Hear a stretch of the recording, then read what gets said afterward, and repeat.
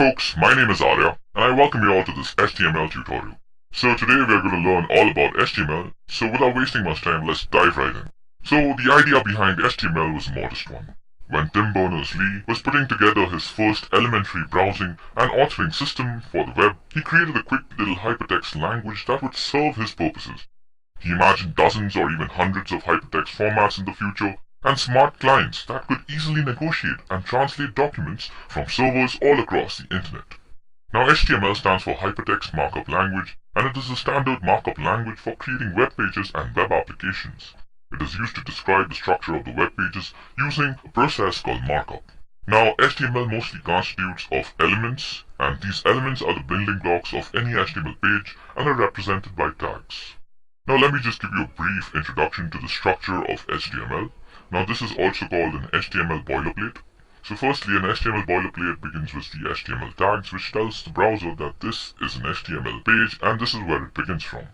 Next comes the head tag, which contains most of the meta information about the document. The head tag normally also contains the link to the styling sheets, the fonts that you might be using on your web page, and even the JavaScript that you might be using. Now, the head tag also has the title element, which specifies the title for the document and can be seen as a text on the tab that you open on a browser. Now, next comes the body tag, which mostly contains the content that is visible to the viewer of your page. And these contains elements like h1 tags or paragraph tags, which are known by p tags, and they make up the mass of your content. Now, to create an HTML page, there are a few steps. So firstly, you need to open any sort of text editor. It could be Notepad++, Notepad, Sublime Text, or even Visual Studio Code. You have the freedom to use whatever text editor you want. Next, you have to write up some HTML code that you want to show on your web page, and then you just save your file as a .html. And to open the file, all you have to do is just view it on your browser. Now let me just give you a quick demonstration on how that is actually done if you still don't understand. Out here, all you have to do is create a new file, and I'm going to be saying that it's a HTML type. Then you just fit in your HTML boilerplate. I'm going to tell my title is going to be my first web page, and that is the title of our web page. Now let's put in some content into this. So it's going to have an h1 which says this is just some text. Let's save this. This is going to be saved into our HTML demo. So let's open it. Let's save it as index.html. Now once you've saved it, all you have to do to view it is go into your folder and just open it on your browser. So as you guys can see, the title is written out here on the tab, and this is our h1 that we just created. Okay, so that's how you basically create an HTML page. So let's move on. Now there are some elements that I want to tell you all about, which is very important. So first is the doc type element. So the doc type declaration represents that the file you're working is a document type and helps the browser to display web pages correctly. And it only appears once at the top of the page before any HTML tag, and the doc type declaration is not case sensitive. Okay, so this is what HTML actually looks like. Now before we move further with some HTML coding, I want to make you all aware that a web page is fundamentally made up of three constituents. The first is HTML, the second is CSS or cascading style sheets, and the third is JavaScript. Now HTML will only give the structure of the web page. It has nothing to do with the styling, while CSS is completely responsible for how beautiful your web page looks, what colors you're using as the background, how your images are actually lined up, and all those sorts of things. To learn more about CSS, you can always refer to our CSS tutorial on the same page of EduRecord. And thirdly, JavaScript is for making your page much more dynamic. If you're clicking on a button, your posts are being actually submitted. That's all being done by JavaScript. And if you all want to learn about JavaScript, we also have tutorials for that, and you can surely check them out. Okay, so now let's go ahead and create some elements and see how they look like on an HTML page. So let's go back to our HTML page. So this is what an h1 looks like. So let me just copy this down now. And let me show you all the types of headings that HTML provides us. It's actually h1 through h6, so h2, h3, h4, h5, and h6. Let's also change them here. h6, h5, h4, h3, 2. Now let's save it. Let's go ahead and reload our page. So this is how the different types of headings look like. This is H1 being the biggest and H6 being the smallest. Okay, so that was about headings. Now we have some other tags also that I want to make you all aware of. So there's the P tag first. So P normally stands for paragraph. Now paragraph is basically what it looks like, and it normally contains random text or paragraphs of your web page. And this is what they look like. So this is what a paragraph looks like. Okay, so that was all about adding a paragraph. So how do you add images? So you can simply add image with the image tag, and all you have to say is a source. Now I already have a beautiful picture of a Pokemon that I really loved as a kid. So let me just copy that down into the folder. Okay, so now that we've copied down our image into our folder, all you have to do is give the source. Now this can be ninetails.png. That's the name of our image. Let's go back to our page. Let's reload it. Okay. Now you can also put in attributes like height, and you could say the height is going to be 7 or 500 pixels, and then you can also put in an attribute called width and say that's also going to be 500 pixels. Yeah, so that changes the height and width of your image. You can also make it smaller by saying something like 100 pixels. So let me just show you that. Save it, let's reload it, and yeah, now we have a much smaller Ninetales out there. Now, suppose you don't have a picture, you can also put an alt tag. So this will say, there was supposed to be an image here. So let's save that. Now you will not be able to see the alt tag because our image is working. But suppose I misspelled the name of my image, and now you'll see something like that out there. So there was supposed to be an image out here, so it's showing the alternate thing. Right, we can also have line breaks in our HTML. So you do that simply by saying /br. And then there will be a line break between this word Alamco and laborious. So let's save that. Let's cancel this out. Okay, so now Alamco and laborious are on different lines. We can also make stuff bold. So suppose you want to make this first word bold. So you can go B/B, and that'll make it bold. Yep, now alarm is bold. You can also, for making things bold, you can use a strong tag. And now let's say this is also bold. And now this is also bold, comes up right there. Then you can change the size of text. So let's just create some other text so that it doesn't get cluttered up. So we have tags like big, and we also have tags like small. So let me just show you the difference. This text is big. This is small. Let's do that. So this text is big, while this is small. So let me just put a line break here. Save that. Let's also put a line break here. And now let's put back our image. Yeah, this text is big, while this is small. Now you can also put in horizontal lines inside your HTML. All I have to say is HR, and that'll put in horizontal line out there, right like that. You can also put the width and height out there. So width, there's no reason to put a height because it's not there, and width is going to be something like 70%, you could say 70%. And you have a line that goes 70% through the screen. Next, we can also put in links into our HTML. So suppose you want to go to a site. So let's say you want to go to Edureka. Now we can put some text like say this is a link to a website. Let's save that. Let's put it here. And now this will take us to edureka.co. Yep, so that's how it works. You can also put links on images. So suppose we were to remove this text out here, copy this image from here, and just put it out here. Now if we were to click on the image, it'll take us to edureka.co. Okay. You can also add lists into your HTML page. So there are two types of lists. One is an ordered list. So ordered lists are numbered lists, and you can put in list items like this. So let's put in a bunch of list items. Okay, so let's type in some text. So this is a random list. So list items are actually going to be the things that you're going to list out. So these could be anything that you're listing out. You could list out your favorite dogs, you could list out your favorite chocolates, or anything like that. Let me just show you what that looks like. Let's go back to our page. And this is what it looks like. So as you guys can see, we have a list out here which says this is a random list, this is a random list, and just to make it a little more creative, let's go and put in some stuff like that. So firstly, let's put an H2 out here. These are some of my favorite dogs. Let's say I love Samoyeds. I also love Corgis. I love Huskies.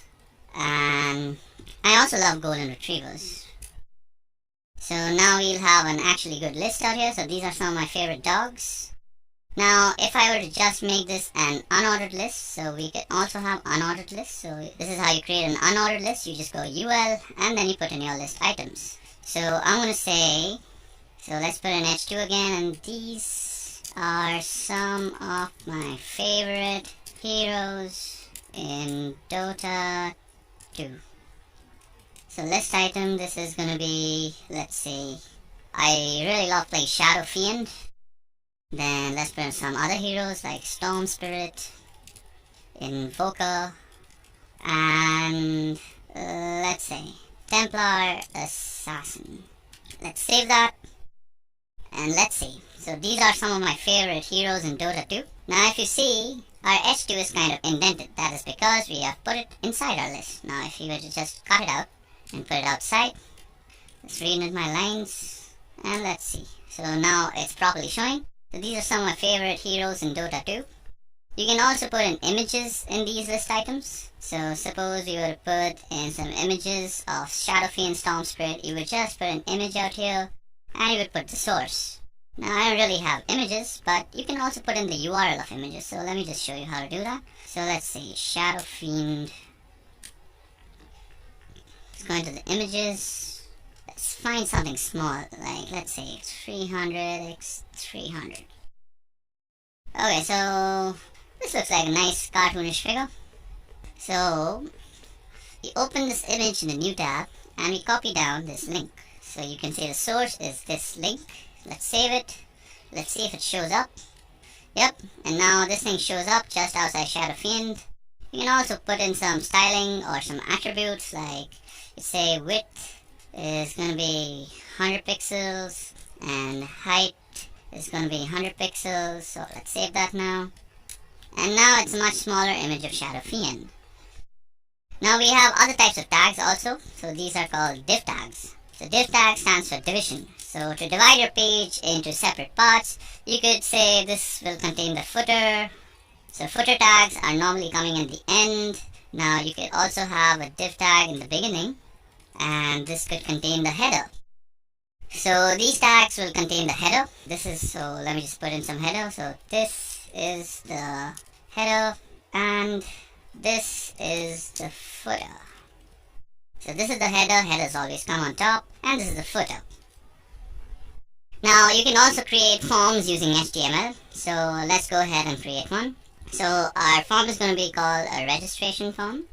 Okay, so now let's put our form in a div first of all. So let's give our div an ID. So IDs and classes are actually used to select stuff on an HTML page when you're styling. So to understand more about IDs, check out our CSS tutorial. Let's give this ID form, or registration form rather. Then let's go into our div and create a form. Our form will always stay inside our form tags. Now that we have done that, let's understand the elements of a form. Firstly, we need an input. So first input will be of type text. Let's say its name is going to be first name, and we'll have a placeholder like something like this, say aria, and we will always be requiring it. So if you say required, that means somebody will, if he's actually inputting stuff into the form, this is a mandatory field. Okay, so let's save that and see. So now we have a registration form called aria. Okay, so we also need labels. So let's go ahead and create one. So label, so for first name, and this is going to say first name, and it's going to have a colon. So now there's a label called first name. Now we can do this for last name also. So let's Control C, Control V. So it's going to be last, it's going to be last, and this is also going to be last. And we want to put a placeholder for Paul, and this is also a required field. So now we have a last name with this placeholder. We can submit stuff into that. Now form also takes in two important attributes I forgot to mention. So one is the action and the other is the method. Now action is something that will happen when you submit this form, so you can run a script, something like script.php. But for now, that's for another session. Okay, now there are other types of inputs, so let's create another div. Now suppose you want to input the gender also. So let's first create a label, and let's also create an input type. So input will be type of radio, and this is going to be called gender male, and let's also give this a value of choice 1. Save it. Now you want to label and you want to give it the attribute for, and you want to give it the name out here. So let's put in that. So gender male. Save that, and let's write male out here. So let's save that now and let's see what it looks like. So now we have this thing called male. We can check it and we can uncheck it. Now let's create for female also, and others. So let's see, let's call this female, and this is going to be of type choice 2. Now we have male, we have female. If you see, we can actually select both of them or all of them, so that's not something we want, right? So let's make this choice 3, let's make this other. Okay, now we have a gender submission going on, so male, or it's female, or it's other. Now we can't really select everything, so how do we actually solve that? So let's give them all the same name. So we can call it gender choice. Save it. Now you either go male, or you go female, or you go other. You can't really select the same thing. So that's how you make that happen. Okay, now let's look into some other types of input types we can take in. So let's create another div. Suppose you want to take in the email address. So let's go ahead and copy that. Let's put it out here. Let's say, so label for, let's see, first of all we need to change this type to email, and we will also give this a name of email. Let's put in a placeholder instead of a value, and it's going to be something like, let's put xyz@email.com. Okay, now we have this thing going on, so let's change this label to email, and let's change this label to email too. Now we have this thing going and we can type in our email, and we'll also need to type in a password for registrations. Let's call this password. Let's also make this password. The type is going to be password, and let's remove a placeholder because passwords don't really have placeholders. Save that, and now you see when you type in a password you can't really see anything. That's how you make a form that inputs a password. Okay, so that was how you take in emails and passwords in a form. Now there are some other stuff that I want to show you, so let's dive right into that. So let's create another div. Okay, so first of all we need a select tag.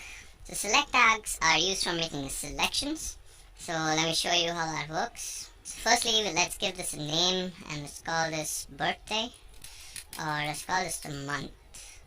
Now we'll also need a label for this. Let's create a label. So our label is for the month. Let's call it birthday. Now our select can have various options. So we're basically going to put in a bunch of options out here. Let's see, option. Now we need 12 options actually.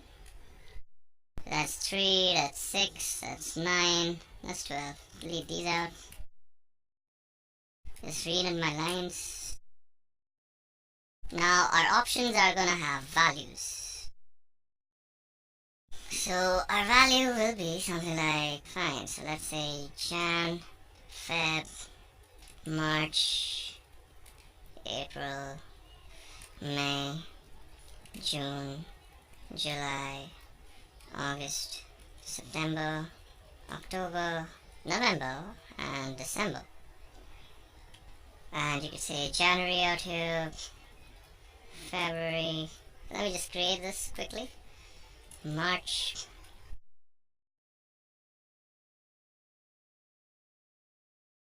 Let's save this. Now let's see what this looks like. So we have this birthday thing, and it has all the months in there. Okay, now out here, if you see, it already comes with the default value of January. Now you can also mitigate that by putting in another option called default. So let's put another option, so now that we have an option, let's give this a value 0, and let's say selected, disabled.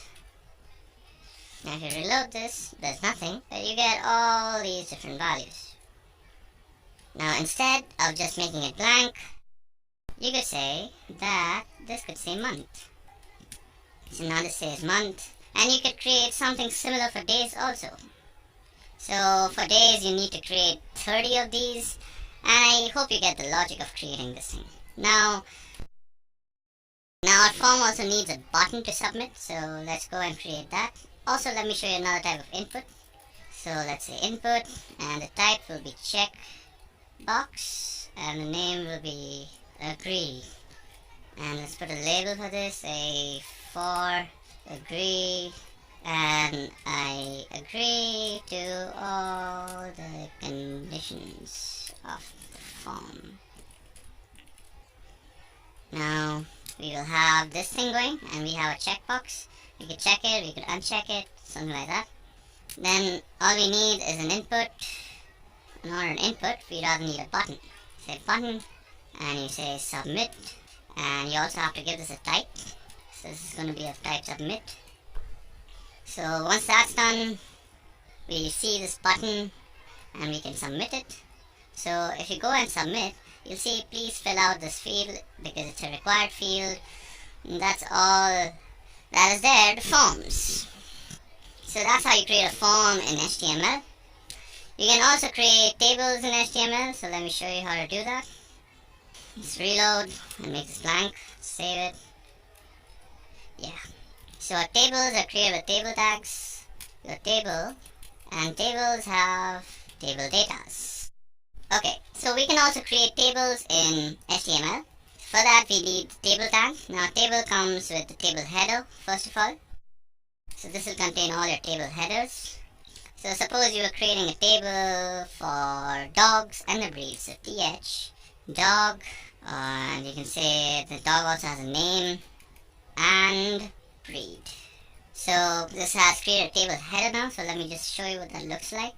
So now we have the dog name and breed. Now we can just simply go in and put in some table rows. So for the row you say tr, and in every row you will have to put in some table data. So for that you use a table data tag, so td. So let's say our dog is called, so let's make this rather dog owner name. Right, so I had a dog and my dog's name was Stoner. Let's call him Stoner. And Stoner was a street dog, so let's just keep the breed as street. Okay, so that was one table data row. Save it.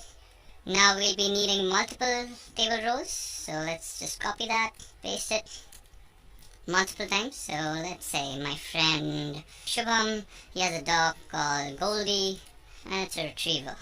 And then I also have this friend called Ayushman, he has a dog called Duke, and it's husky. And then there's this guy called Ishan, he has a dog called Monster, but it's a pug. Yeah, so now we have successfully created a table, and as you guys can see, dog owners are Arya, Shubham, Ayushman, and Ishan. Their name of their respective dogs is Stoner, Goldie, Duke, and Monster, and the breeds are Street, Retriever, Husky, and Pug. So that's how you create a table. Now with CSS you can add a border to this table, so let me just show you how that's done with a little bit of CSS. So it says style, let's say text/CSS. Now out here you could just do some little styling, let's say let's give our table a border of 1px solid black. Now our table will have a border, and we can also give TDs a border, and they're gonna have 1px solid black too. So now everything has a border and our table looks much neater. Yep, so that's how you create a table in HTML. Okay guys, so now it's time I actually show you how HTML can be really polished sometimes. So let's go ahead and create a blog. So for this blog, I've already created the CSS out here. So I'm not really going to be explaining the styling part, but we are going to be creating our blog. So let's go ahead and see how that looks like. So first of all, let's delete everything. Let's create a page now. So let's call this blog. Now we'll be linking our style sheet out here. So for linking our style sheet, all you have to say is something like this, and then we go ahead and copy my style sheets. The desktop, we're doing our stuff in HTML demo. Let's copy this here. Right. Now our blog.css is going to be here. Now let's go and start creating our blog. So firstly, let's put everything inside a div. Now this is going to have a class called post because I've used the class to actually style some stuff. Now that's done, so let's have another div. So this is going to have a class called date, and we're going to be putting in the date. So let's say our date is going to be October 24th, 2018. Now let's say we have a heading. So let's say Vancouver, my favorite city. Then let's put in some paragraphs because every article needs a paragraph. So for paragraphs, you're just going to be filling it with some lorem ipsum. Now a paragraph will have a class called quote. Okay, now let's reload and see what is being made. Okay, so if you guys can see, our blog post is coming up. Now we can also add some images to our blog post. So let's add a link first. So we link to https www.edureca.go. Now we are going to use an image for actually making it clickable. So we already have an image. It's called image1.jpg. So that's there. Let's also put an alt tag out here just in case this doesn't load up. So alt and say Vancouver image. Now let's put in some another paragraphs. So another lorem ipsum and some more paragraphs, I guess. Because this is a blog, so let's make it look like a blog. Save that. And let's also give it a horizontal line to make it look neat. Save this. Let's load it.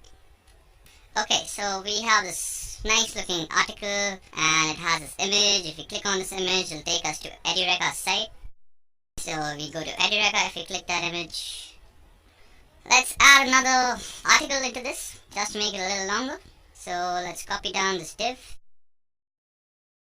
So let's change the date first because let's say we post it on the next day. Let's change the title. So my second blog post. Save it. Let's remove the image from this one to make it a little different. Yeah.